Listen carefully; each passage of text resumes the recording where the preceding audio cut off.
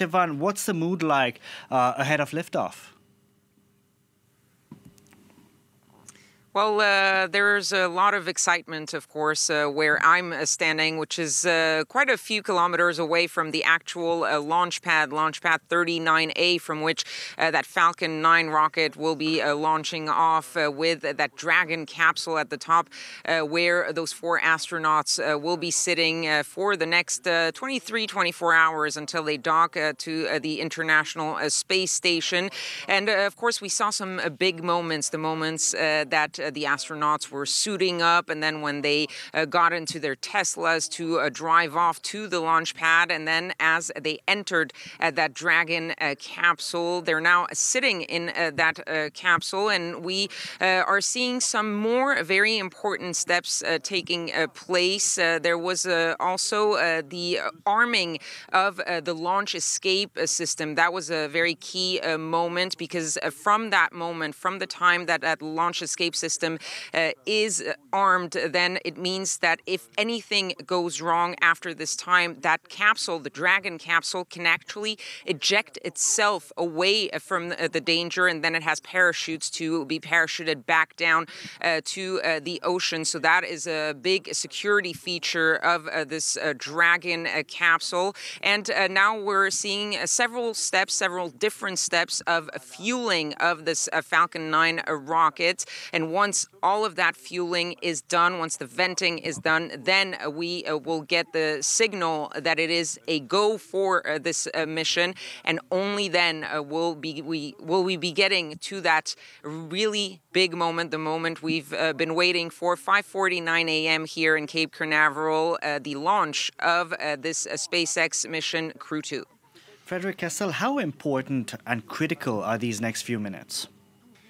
These next few minutes are pretty quiet, but of course they check the whole rocket, that everything is okay, and especially the range. What they call the range is that all the emergency system with special teams waiting at Cape Canaveral base, and there is a Air Force base next to it, and also in the Atlantic. So you need to have everybody ready in case we would have an abort, and they have to jump off, to leave off from the rocket, and to use their parachute and to be recovered at sea. Because the liftoff was delayed by 24 hours because of bad weather over the Atlantic. Exactly. So that's the big concern, and of course, compared to the shuttle years, they have to go at sea, and to go at sea, they don't want to have big waves or too much wind, because you have to recover quickly the capsule. They cannot leave the capsule by themselves. They need help from SpaceX and from a lot of military people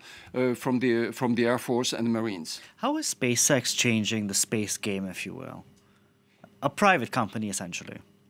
It's a private company, but it's not exactly a private company. It's a private company which works with NASA and the Pentagon. So it's a marriage between two entities. It's not like something totally private. The Elon Musk and the SpaceX have been funded by big contracts. Otherwise, they wouldn't be in the game. And then, of course, they change a lot of rules, and they make it very simple, very efficient. And of course, in 1 year, we had the third mission this time, which goes to the ISS with SpaceX system.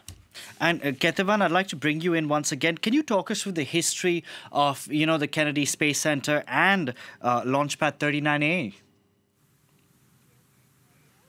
Well, it is a historic launch pad. Launchpad 39A is basically one of the key areas of the Kennedy Space Center, and a key area in the U.S. space program. This is where many of the Apollo missions were launched from, including Apollo 11, but also many space shuttles. So it is really one of the biggest and most important sites in the Kennedy Space Center, as we think about the history of the U.S. space program.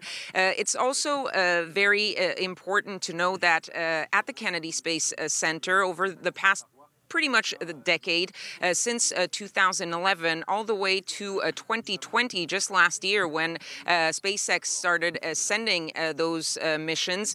They hadn't had a manned launch. They hadn't had a launch for a manned mission to space. So I was speaking to a NASA commentator a couple of days ago, and he told me that this period of time, this decade really, felt a little bit sad because the people here at the Kennedy Space Center sort of felt like the heydays of the U.S. space program were behind them. And he said, we didn't lose hope, but we were wondering what would happen. And the fact that SpaceX, this partnership between NASA, SpaceX, and the U.S. government, that they managed to bring those manned missions back to the Kennedy Space Center. He said that was something that the people who work at the Kennedy Space Center were extremely proud of. This partnership with a private company, a private entity that is SpaceX, but also the fact that they're bringing back international partnerships. You have Thomas Pesquet of the European Space Agency and Aki Oshide, who is from the Japanese Space Agency. And so he said that people here felt like this was maybe a new beginning or the continuation of the heydays of the U.S. space program that we saw during those Apollo missions. And they're hoping that this is really just going to put this past decade in the past as far as manned missions go, of course.